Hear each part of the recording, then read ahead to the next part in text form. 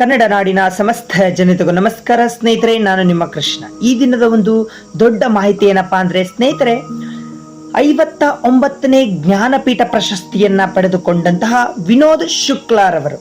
ಸ್ನೇಹಿತರೆ, ವಿನೋದ್ ಶುಕ್ಲಾರವರು ಒಂದು ಚಿಕ್ಕ ಕಥೆಗಳನ್ನ ಬರೆಯುವಂತಹ ಕಥೆಗಾರರು.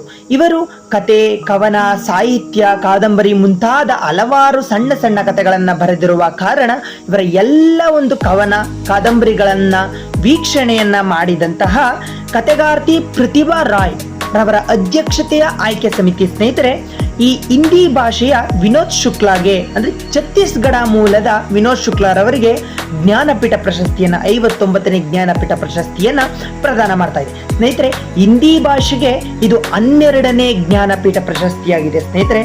ಅದೇ ರೀತಿ ಸ್ನೇಹಿತರೆ, ಈತರಿಗೆ ಒಂದು ಸರಸ್ವತಿ ಪ್ರತಿಮೆ ಇರುವಂತಹ ಒಂದು ಪದಕವನ್ನ, ಅದೇ ರೀತಿ 11 ಲಕ್ಷ ನಗದು ಬಹುಮಾನವನ್ನ ಕೊಡಲಾಗುತ್ತೆ. ಸ್ನೇಹಿತರೆ, ವಿಚಾರ ಏನಪ್ಪಾ ಅಂದ್ರೆ 59ನೇ ಮತ್ತು 12ನೇ ಜ್ಞಾನಪೀಠ ಪ್ರಶಸ್ತಿಯನ್ನು ಪಡೆದುಕೊಂಡಂತಹ ಹಿಂದಿ ಭಾಷೆ ನಂತರದಲ್ಲಿ 8 ಜ್ಞಾನಪೀಠ ಪ್ರಶಸ್ತಿಯನ್ನು ತೆಗೆದುಕೊಂಡಿರುವಂತಹ ಕನ್ನಡ 2ನೇ ಸ್ಥಾನದಲ್ಲಿದೆ. ಅದೇ ರೀತಿ ಸ್ನೇಹಿತರೆ, 3ನೇ ಸ್ಥಾನಕ್ಕೆ ಬೆಂಗಾಲಿ ಮತ್ತು ಮಲಯಾಳಂ 6 ಜ್ಞಾನಪೀಠ ಪ್ರಶಸ್ತಿಗಳನ್ನ ಸಮಬಲವಾಗಿ ಪಡೆದುಕೊಂಡಿದೆ.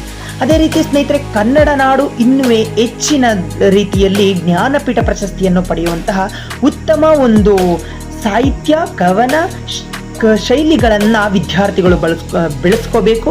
ಅದೇ ರೀತಿ ವಿಚಾರಗಳನ್ನ ನಾನು ಅಪ್ಲೋಡ್ ಮಾಡ್ತಾ ಇರ್ತೀನಿ. ನಿಮ್ಮ ಸಹಕಾರ ನನಗೆ ತುಂಬಾ ಮುಖ್ಯ ಆಗಿದೆ. ಫಾಲೋ ಮಾಡಿ, ಸಪೋರ್ಟ್ ಮಾಡಿ.